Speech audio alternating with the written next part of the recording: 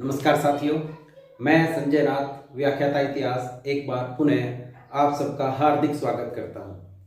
पिछली कक्षा में हमने महाराणा कुंभा के राजनीतिक जीवन के बारे में चर्चा की।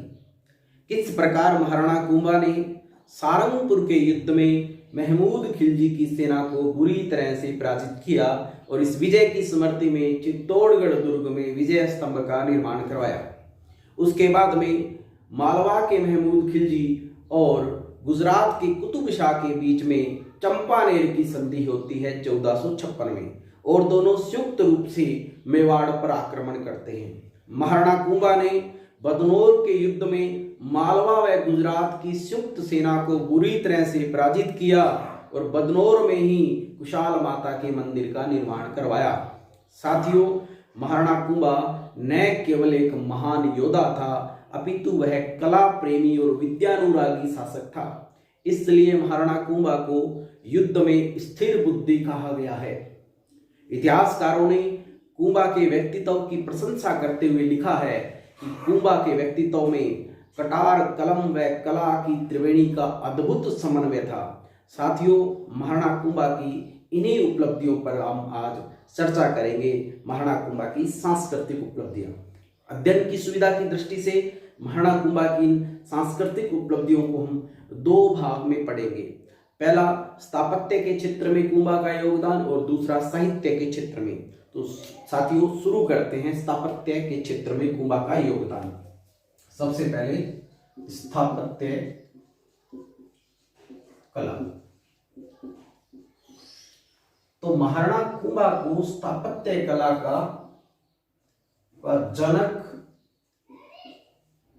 या पिता कहा जाता है। जनक या पिता कहा जाता है। और स्थापत्य कला का स्वर्ण काल कुंभा का जो काल है वो स्थापत्य कला का स्वर्ण काल। ऐसा क्या किया कुंभा ने कि कुंभा को स्थापत्य का जनक या पिता कहा जाता है, उसके काल को स्वर्ण काल कहा जाता है। तो साथियों, एक पुस्तक है वीर विनोद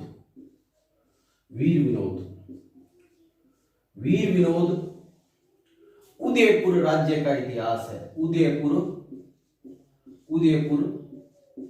राज्य का इतिहास, यानी इसमें उदयपुर राज्य का इतिहास है इस पुस्तक में। और इसके लेखक है कवि राजा श्यामल दास। कवि राजा श्यामल दास वीर विनोद में लिखते हैं कि मेवाड़ के 84 दुर्गों में से 32 दुर्गों का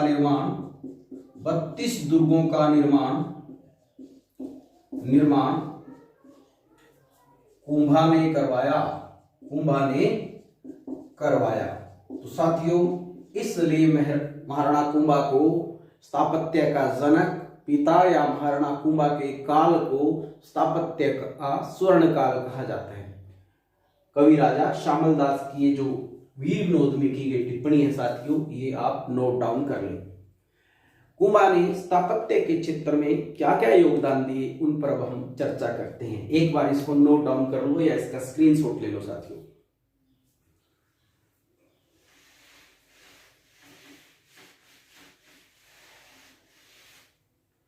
सबसे पहले हम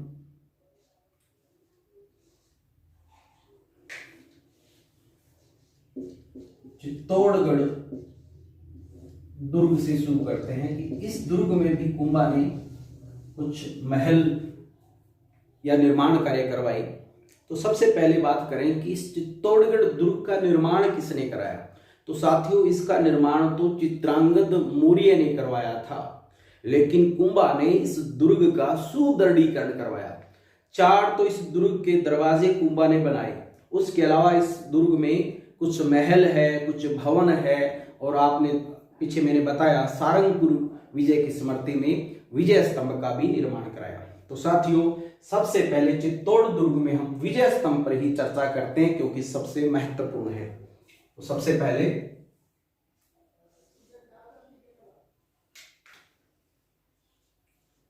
विजय स्तंभ। विजय स्तंभ के कई नाम है। विजय स्तंभ है, इसको ही कीर्ति स्तंभ, इसको ही विक्ट्री टावर, इसी को ही विष्णु ध्वज, इसी को ही विष्णु ध्वज, इसी को ही भारतीय मूर्तिकला का विश्वकोश, या इसे भारतीय मूर्तिकला का अजायब घर कहा जाता है। भारतीय मूर्तिकला का अजायब घर कहा जाता है। उसके अलावा इसके बारे में जैसे 3-4 जो व्यक्ति है, इतिहासकार है, कला प्रेमी है, उनकी टिप्पणियां हैं। सबसे पहले हम बात करें विष्णु ध्वज। ये जो नाम है, ये नाम विष्णु ध्वज, ये नाम किसने दिया? मैं अलग से लिख देता हूं, यहां नहीं लिखेंगे अपने।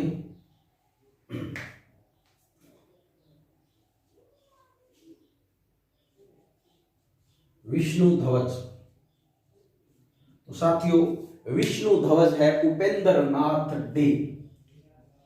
उपेंद्र नाथ डे, उपेंद्र नाथ डे ने इसे विष्णु ध्वज कहा। और भारतीय मूर्तिकला का विश्वकोश, भारतीय मूर्तिकला का विश्वकोश, भारतीय मूर्तिकला का विश्वकोश किसने कहा? विश्वकोश तो डॉक्टर गर्टज ने, डॉक्टर गर्टज ने कहा भारतीय मूर्तिकला का विश्वकोश। सभी आप नोट डाउन करते रहें। उसके अलावा हिंदू देवी देवताओं से सजाया हुआ व्यवस्थित संग्रहालय,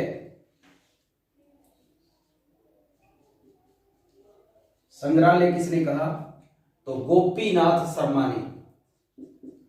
गोपीनाथ शर्मा इतिहासकार है, गोपीनाथ शर्मा। उसके अलावा पौराणिक देवताओं का अमूल्य कोश, पौराणिक देवताओं का अमूल्य कोश, ये कहा डॉक्टर गौरी शंकर हीराचंद ओझा। कर्नल जेम्स टोड ने इसे कुतुब मीनार से श्रेष्ठ बताया है। किसने बताया? कर्नल जेम्स टोड ने। कुतुब मीनार से श्रेष्ठ। और फर्ग्यूसन ने इसकी तुलना रोम के टार्जन से की है। रोम के टार्जन से तुलना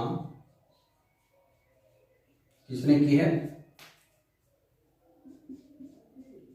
फर्ग्यूसन ने। उसके अलावा साथियों राजस्थान पुलिस और माध्यमिक शिक्षा बोर्ड का प्रतीक चिन्ह है ये कीर्ति स्तंभ या विजय स्तंभ। तो इसके नाम भी इतने हैं कि एग्जाम में पूछा जाता है। जैसे विजय स्तंभ कहते हैं, कीर्ति स्तंभ कहते हैं, विक्ट्री टावर कहते हैं, विष्णु ध्वज कहते हैं, भारतीय मूर्तिकला का विश्वकोश या अजायब घर कहते हैं। किसने क्या क्या नाम दिया उस पर भी हमने चर्चा की कि विष्णु ध्वज उपेंद्र नाथ डे ने कहा। क्यों कहा? इसमें असंख्य हिंदू देवी देवताओं की मूर्तियां उकेरी गई है, उत्कीर्ण की गई है। रामायण महाभारत के चित्र है, रामलीला के दृश्य है, हर प्रकार के चित्र है इसमें देवी देवताओं के। इसलिए इसे भारतीय मूर्ति कला का विश्वकोश या अजायब घर कहा जाता है। लेकिन विष्णु ध्वज क्यों कहा?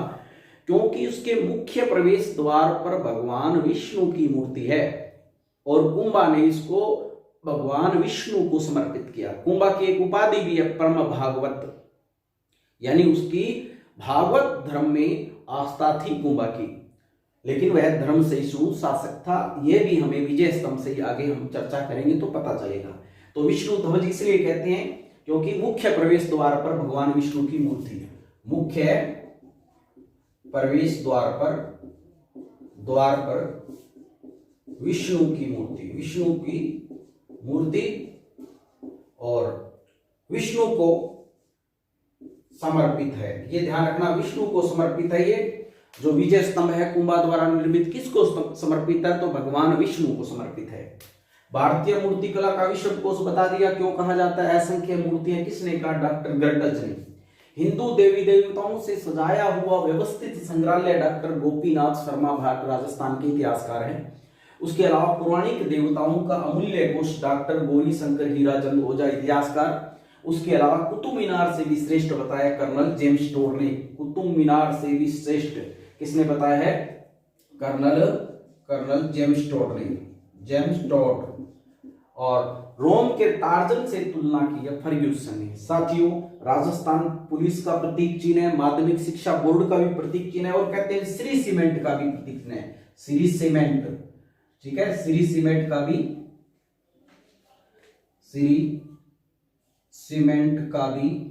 प्रतीक चिन्ह है। तो ये ध्यान रखना साथियों। और अब हम कीर्ति स्तंभ के या विजय स्तंभ के अन्य जो भाग है उन पर चर्चा करेंगे। पहले इसको नोट डाउन कर लो साथियों, स्क्रीनशॉट ले लो इसका।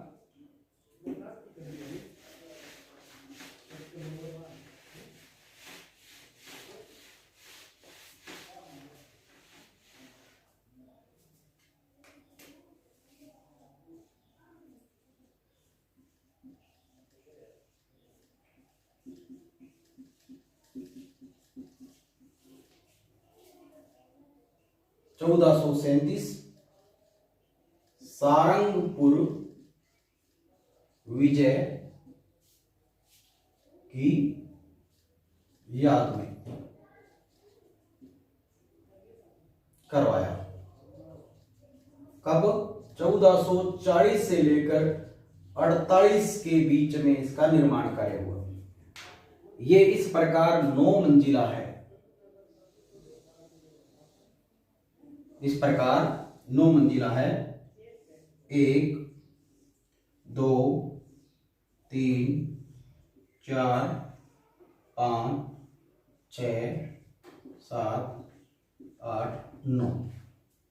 इसका जो आधार है, ये 30 फीट का है। 30 फीट, ये जो आधार है 30 फीट है। इसकी जो ऊंचाई है, ये 120 फीट है ऊंचाई और 157 सीढ़ियां लगी हुई है। 157 सीढ़ियां लगी हुई है। तीसरी जो मंजिल है, तीसरी मंजिल पर 9 बार अल्लाह अल्लाह लिखा हुआ है अरबी भाषा में। इसका मतलब कुंभा एक धर्म सहिष्णु शासक था। अरबी भाषा में तीसरी मंजिल पर 9 बार अल्लाह अल्लाह लिखा हुआ है। इसकी ऊपरी मंजिल पर ये बिजली गिरने से नष्ट हुई। ये ऊपरी मंजिल बिजली गिरने से नष्ट हुई। तो इसका पुनः निर्माण 1857 की क्रांति में शासक कौन था? महाराणा स्वरूप सिंह। तो साथियों इसका पुनः निर्माण महाराणा स्वरूप सिंह ने करवाया था। 9वीं मंजिल पर इस पे बिजली गिर गई थी। ठीक है, तो ध्यान रखना, नाम तो मैं पहले बता चुका हूं। इसके मुख्य प्रवेश द्वार, ये जो प्रवेश द्वार है यहां पर है विष्णु की मूर्ति, विष्णु की मूर्ति और विष्णु को समर्पित। ठीक है, भगवान विष्णु को समर्पित है ये। भगवान विष्णु की यहाँ पर मूर्ति के मुख्य प्रवेश द्वार पर मूर्ति लगाई गई है। तो साथियों ये था हमारा विजय स्तंभ या कीर्ति स्तंभ। अब चर्चा करते हैं हम कीर्ति स्तंभ प्रशस्ति की, और इसका जो निर्माण है साथियों, शिल्पी कौन है उन पे भी चर्चा कर लेते हैं। शिल्पी, विजय स्तंभ के जो शिल्पी है, शिल्पी या निर्माण किसने किया, तो जेता व उसके पुत्रों नापा, पोमा, पूंजा। ये एग्जाम में प्रश्न पूछा जाता है कि विजय स्तंभ या कीर्ति स्तंभ के शिल्पी कौन थे। तो जेता व उसके पुत्रों नापा, पोमा और पूंजा ने मिलकर इस विजय स्तंभ को बनाया। विजय स्तंभ 1440 से 48 की अवधि में बना। दोबारा दोहराता हूं, विजय स्तंभ का निर्माण 1437 में महाराणा कुंभा ने सारंगपुर विजय की स्मृति में करवाया। 1440 से 48 के दौरान इसका निर्माण कार्य चला। चित्तौड़गढ़ दुर्ग में स्थित है ये, 9 मंजिला है। तीसरी मंजिल पर 9 बार अल्लाह अल्लाह लिखा हुआ है। 30 फीट का इसका आधार है, मतलब नीचे से, और 120 फीट इसकी ऊंचाई है। 157 सीढ़ियां लगी हुई है। ऊपरी मंजिल पर बिजली गिर गई थी, उसके बाद में उसको पुनः मरम्मत किसने करवाई, महाराणा स्वरूप सिंह ने करवाई। और मुख्य प्रवेश द्वार पर भगवान विष्णु की मूर्ति है, इसलिए इसको विष्णु ध्वज भी कहा जाता है और भगवान विष्णु को समर्पित है। इसके निर्माता थे जेता व उसके पुत्र नापा, पोमा और पूंजा। साथियों इसका स्क्रीनशॉट ले लो, फिर आगे बढ़ते हैं।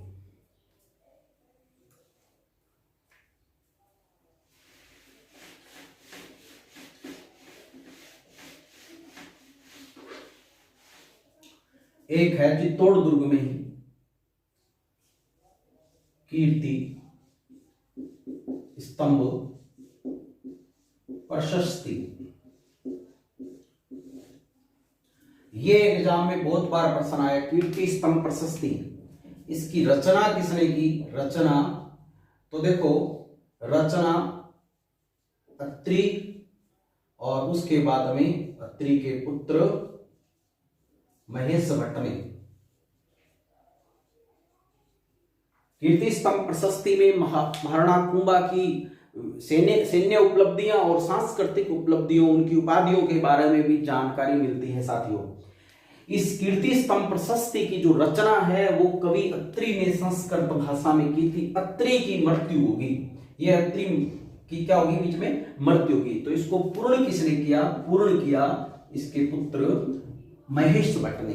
तो कई बार दोनों साथ में आ जाते हैं, अत्रि पुत्र महेश भट्ट। तो कीर्ति स्तंभ प्रशस्ति की रचना किसने की, अत्रि पुत्र महेश भट्ट। कीर्ति स्तंभ प्रशस्ति में महाराणा कुंभा की क्या है, सैन्य और सांस्कृतिक उपलब्धियों की जानकारी मिलती है। और कीर्ति स्तंभ प्रशस्ति में राणा हमीर को विषम घाटी पंचानन कहा गया, पीछे हमने पढ़ा था साथियों। अब हम एक आगे चित्तौड़ दुर्ग में एक जैन कीर्ति स्तंभ, उस पर चर्चा करते हैं।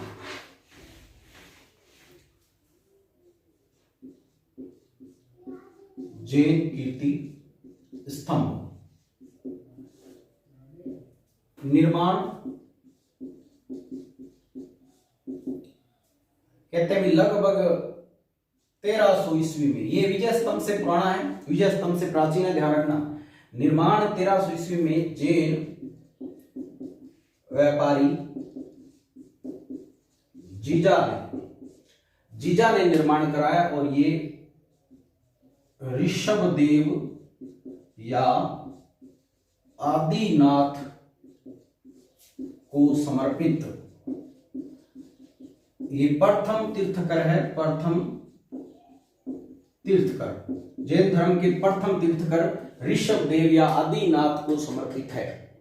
साथियों, चित्तौड़ दुर्ग में कुंभा द्वारा निर्मित विजय स्तंभ की हमने चर्चा की, कीर्ति स्तंभ प्रशस्ति की चर्चा की। अब जैन कीर्ति स्तंभ पर हम बात कर रहे हैं, और जैन कीर्ति स्तंभ का निर्माण जैन व्यापारी जीजा ने करवाया था, और इसको प्रथम तीर्थंकर ऋषभदेव या आदिनाथ को समर्पित किया। इसी दुर्ग में, चित्तौड़ दुर्ग में एक मंदिर है, कुंभ श्याम मंदिर। इसका उपनाम है चित्तौड़ दुर्ग का, चित्तौड़ का तिलक, चित्तौड़ का तिलक कहा जाता है इसको। और चित्तौड़ दुर्ग में सबसे प्राचीन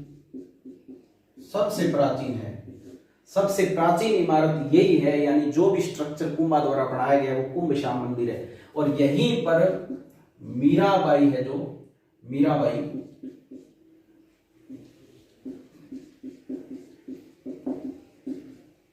पूजा करती थी। मीराबाई यहीं पूजा करती थी, ये ध्यान रखना। उसके अलावा यहां पर जो श्रृंगार चौरी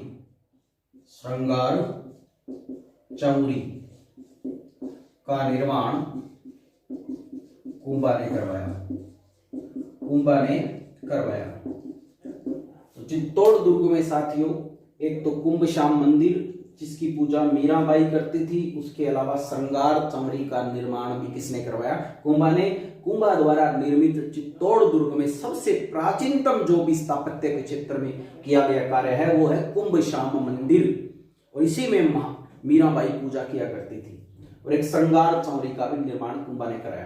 तो इस प्रकार हमने चित्तौड़ दुर्ग में देखो, एक तो चित्तौड़ दुर्ग की मरम्मत करवाई कुंभा ने, उसके अलावा विजय स्तंभ का निर्माण करवाया जिसे कीर्ति स्तंभ कई नामों से जाना जाता है, फिर कीर्ति स्तंभ प्रशस्ति। फिर इसी कुंभा के काल में कुंभा से पहले यहाँ पर एक जैन कीर्ति स्तंभ भी है जिसका निर्माण जैन व्यापारी जीजा ने निर्माण करवाया था, और ये आदिनाथ को समर्पित है। दोनों की तुलना करते हुए हमें देखना है कि वो जैन जो प्रथम तीर्थंकर आदिनाथ या ऋषभदेव उनको समर्पित है, और कुंभा वाला जो कीर्ति स्तंभ या विजय स्तंभ है वो किसको समर्पित है? भगवान विष्णु को।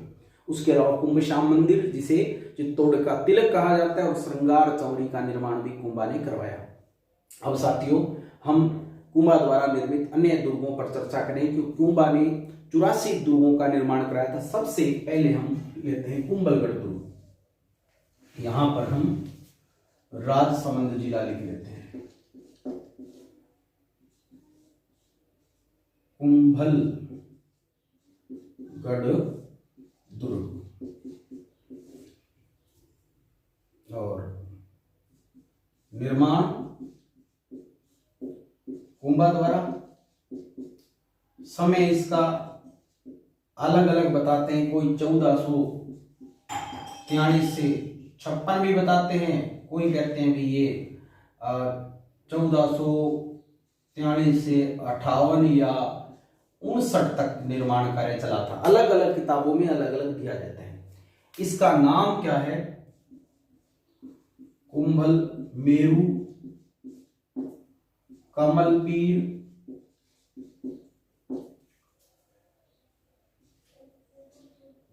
और एक नाम है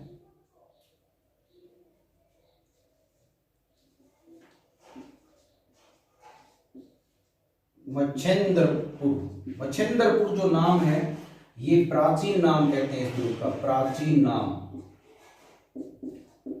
और इसका जो मुआसिरी मोहम्मद शाही पुस्तक है, मुआसिरे मोहम्मद शाही के अंदर कुंभलगढ़ दुर्ग का नाम मच्छेंद्रपुर मिलता है। महाराणा कुंभा ने अपनी पत्नी कुंभल मेरी की याद में इसका निर्माण करवाया था। कुंभलगढ़ दुर्ग में सबसे ऊपरी ऊपर अपना जो निवास स्थान बनाया कुंभा ने, साधारण सा बनाया था निवास स्थान, उसे बोलते हैं कटारगढ़ यह है कटारगढ़।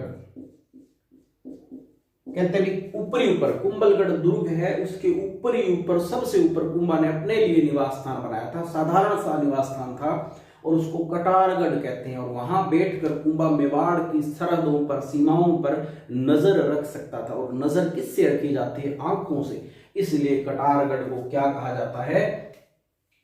मेवाड़ की आंख, मेवाड़ की आंख। इस कटारगढ़ दुर्ग जो है इसके बारे में अबुल फजल ने, क्योंकि कुंभलगढ़ दुर्ग में सबसे ऊपर वही है, अबुल फजल ने क्या कहा कि नीचे से ऊपर देखने पर सिर की पगड़ी गिर जाए। तो ये किसने कहा? अबुल फजल ने। अबुल फजल ने कहा नीचे से ऊपर देखने पर सिर की पगड़ी गिर जाए। उसके अलावा कटारगढ़ जो ये कुंभलगढ़ दुर्ग है साथियों, इसी दुर्ग में देखो एक तो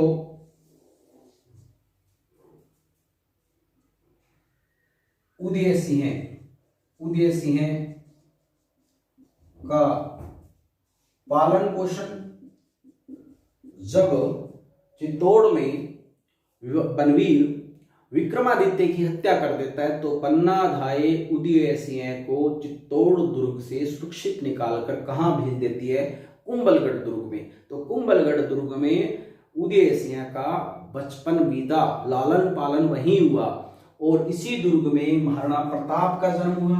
महाराणा प्रताप का जन्म यहाँ एक महल है बादल महल में और कुंभा की हत्या भी यहीं हुई।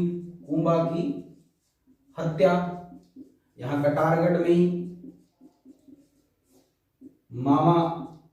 मामा देव जलाशय के पास, तो यहां पर कुंभा की हत्या हुई। उसके अलावा इस कर्नल टॉड ने इसकी तुलना एट्रुस्कन से की है। यहां लिख देता हूं, कर्नल टॉड ने तुलना किससे की है? एट्रुस्कन से। उसके अलावा साथियों देखो, एक राजस्थान पुलिस कांस्टेबल में एग्जाम में आया हुआ प्रश्न है कि कुंभलगढ़ दुर्ग की जो परिधि है, 4 दीवारी है, वो कितने किलोमीटर की है? दीवार कितने किलोमीटर की है? तो कहते हैं कि इसकी दीवार 35.8 लगभग 36 किलोमीटर, ये प्रश्न।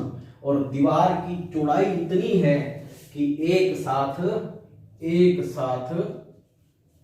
4 घोड़े चल सकते हैं।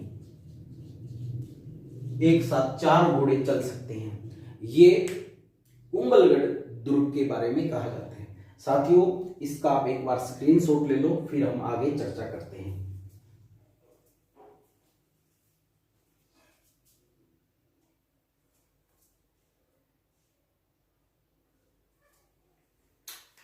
साथियों, अब हम बात करेंगे बसंतगढ़ दुर्ग सिरोही। देखो, बसंतगढ़ दुर्ग जो सिरोही है, क्योंकि कुंभा की जो ये अपने राजस्थान की बात करें तो सिरोही यहां पर है, यहां पर, और ये मेवाड़ की पश्चिमी सीमा है ये। तो पश्चिमी सीमा को सुरक्षित रखने के लिए कुंभा ने पश्चिमी सीमा को सुरक्षित रखने के लिए और उसके अलावा सिरोही के जो तंग रस्तों को सुरक्षित रखने के लिए कुंभा ने बसंतगढ़ दुर्ग का निर्माण करवाया। ये एग्जाम में प्रश्न आता है, पश्चिमी सीमा को सुरक्षित रखने के लिए पश्चिमी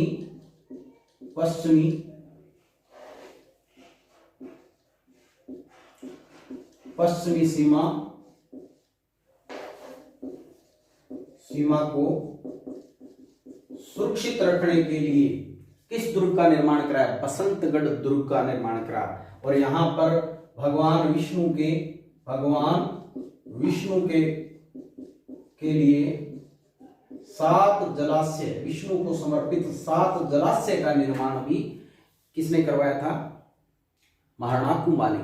अचलगढ़ दुर्ग के बारे में पढ़े तो अचलगढ़ दुर्ग जो है वो परमार शासकों के जो दुर्ग है, खंडर है, भग्नावशेषों पर इसने, यानी अचलगढ़ दुर्ग है परमार परमार शासकों के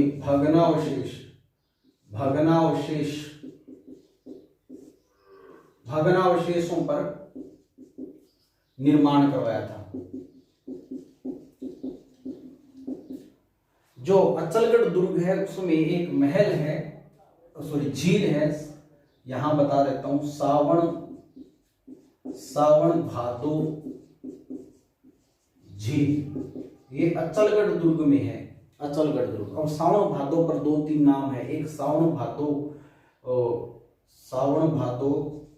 कड़ाह, सावन भादो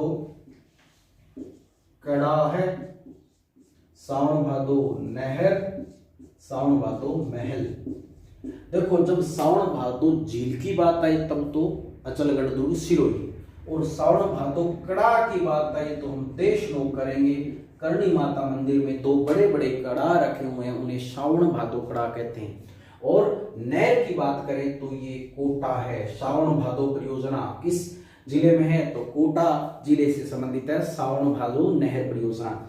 उसके अलावा सावन भादो महल कहाँ पे है, तो ये डीग भरतपुर में है, डीग भरतपुर में। उसके अलावा मेरों के प्रभाव, मेरों पर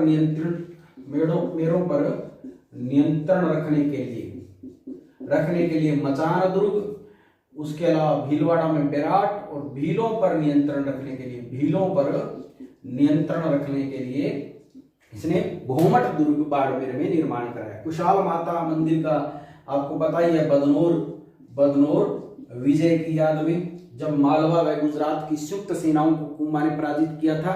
उसके अलावा रणकपुर में जैन मंदिर जो है 1444 खंभों का मंदिर है, स्तंभों का उपवन भी कह देते हैं, चौमुखा मंदिर भी इसे कह देते हैं। कुंभा के काल में जैन व्यापारी धर्णक ने निर्माण करवाया था, जैन व्यापारी धर्णक ने। और इसका शिल्पी जो है, वो है देपाक, इसका शिल्पी साथियों देपाक है। तो इसको आप नोट डाउन कर लो, फिर हम पढ़ेंगे कुंभा के आगे साहित्यिक पक्ष की ओर चर्चा करेंगे।